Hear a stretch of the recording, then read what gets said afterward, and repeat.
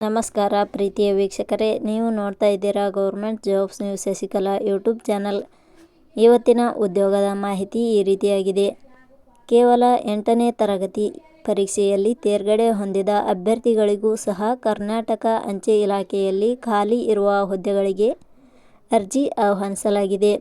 ಈ ಹುದ್ದೆಗಳಿಗೆ ಆಯ್ಕೆಯಾದ ಅಭ್ಯರ್ಥಿಗಳಿಗೆ ಮಾಸಿಕವಾಗಿ 19,900 ರಿಂದ 63,200 ರೂಪಾಯಿ ವೇತನವನ್ನು ಪ್ರತಿ ತಿಂಗಳಿಗೆ ನೀಡಲಾಗುತ್ತದೆ.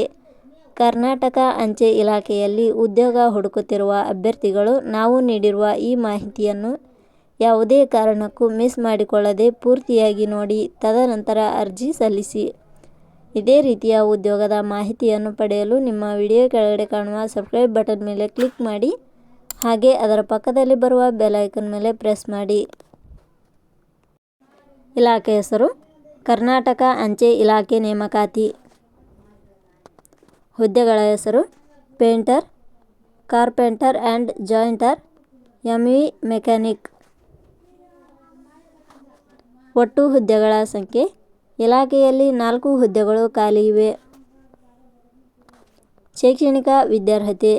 ಹುದ್ದೆಗಳಿಗೆ ಅರ್ಜಿ ಸಲ್ಲಿಸಲು ಬಯಸುವ ಅಭ್ಯರ್ಥಿಗಳು ಮಾನ್ಯತೆ ಪಡೆದ ಸಂಸ್ಥೆ ಅಥವಾ ವಿಶ್ವವಿದ್ಯಾಲಯದಿಂದ ಇಲಾಖೆಯ ನಿಯಮಗಳನುಸಾರ 8ನೇ ತರಗತಿ ಶೈಕ್ಷಣಿಕ ಅರ್ಹತೆ ಪಡೆದವರು ಅರ್ಜಿ ಸಲ್ಲಿಸಬಹುದು.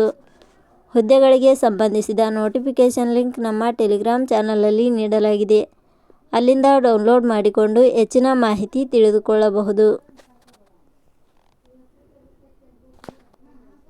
ವಯೋಮಿತಿ. ಹುದ್ದೆಗಳಿಗೆ ಅನುಗುಣವಾಗಿ ಕನಿಷ್ಠ 18 ವರ್ಷ, ಗರಿಷ್ಠ 30 ವರ್ಷ ನಿಗದಿಪಡಿಸಲಾಗಿದೆ. ವಯೋಮಿತಿ ಸಡಿಲಿಕೆ ವಿವರಣೆ.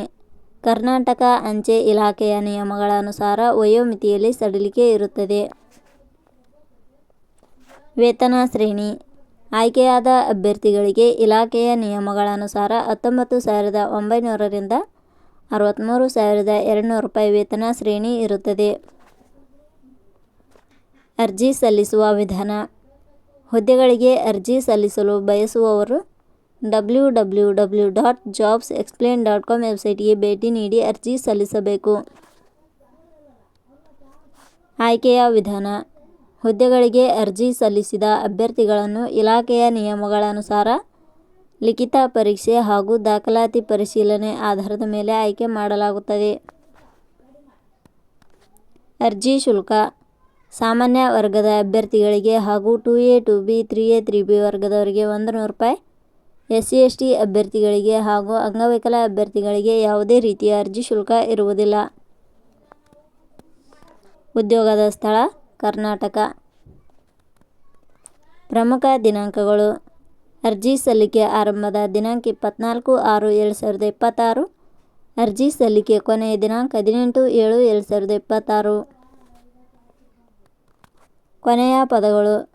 ನಾವು ನೀಡಿರುವ ಈ ಉದ್ಯೋಗದ ಮಾಹಿತಿ ಇಷ್ಟವಾಗಿದ್ದರೆ ಮಾಹಿತಿಯನ್ನು ಎಲ್ಲರಿಗೂ ಶೇರ್ ಮಾಡಿ. ಧನ್ಯವಾದಗಳು.